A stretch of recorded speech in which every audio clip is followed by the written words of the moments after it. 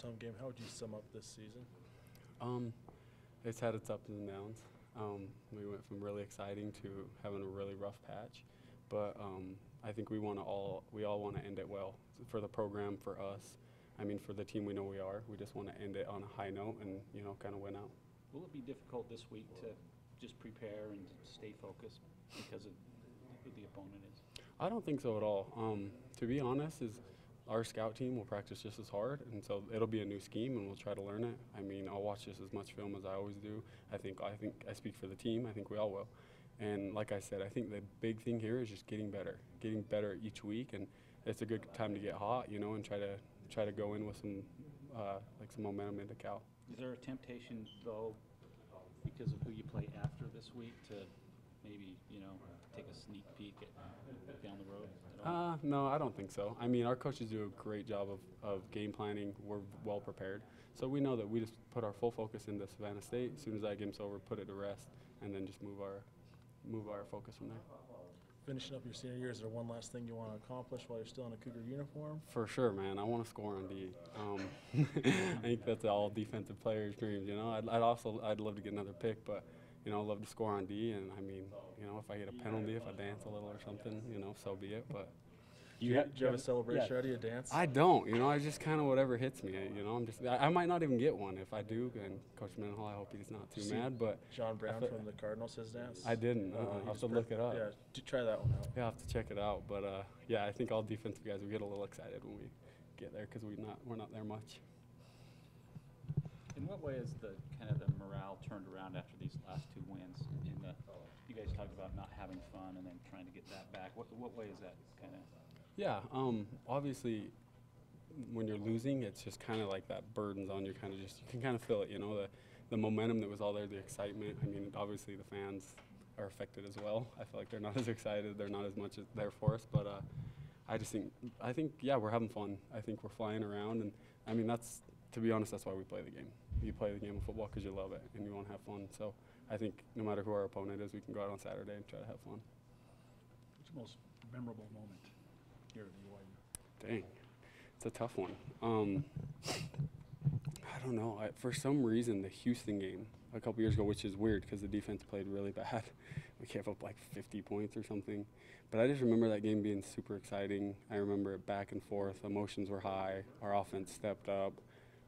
That game, I had been playing corner for over a year, and Coach Howell at halftime just threw me at safety. Hadn't took a rep in over a year.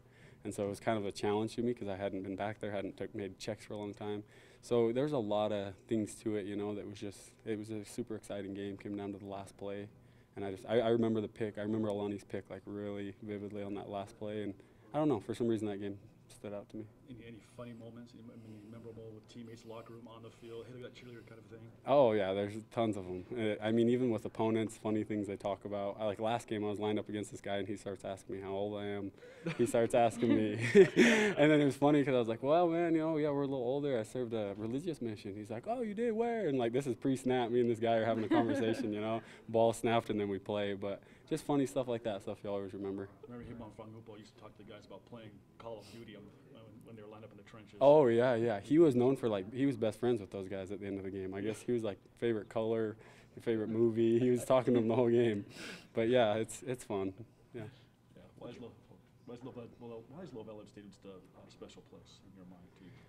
I mean, I think it's one of the best, and obviously I'm biased, but I think it's one of the best stadiums in the country. I mean, it's beautiful. It's just set right here at the foot of all these mountains. In the fall, the leaves are changing colors. You got tons of fans. It's a great venue, and it's just really exciting. I mean, obviously as a kid, I came to a couple games here, and it almost seems surreal to play there because, you grow up watching guys play there, like your Harvey Young guys and all those other big-name guys that you just grew up, idolizing, and then you get to play on the same field as them. So, Would you prefer to play a big-name opponent on senior day or kind of maybe a lesser-known opponent?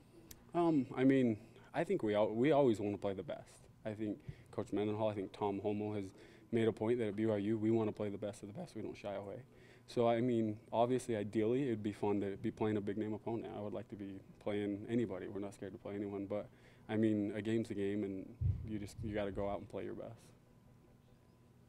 How do you prepare for the cold, and did it even help on Saturday?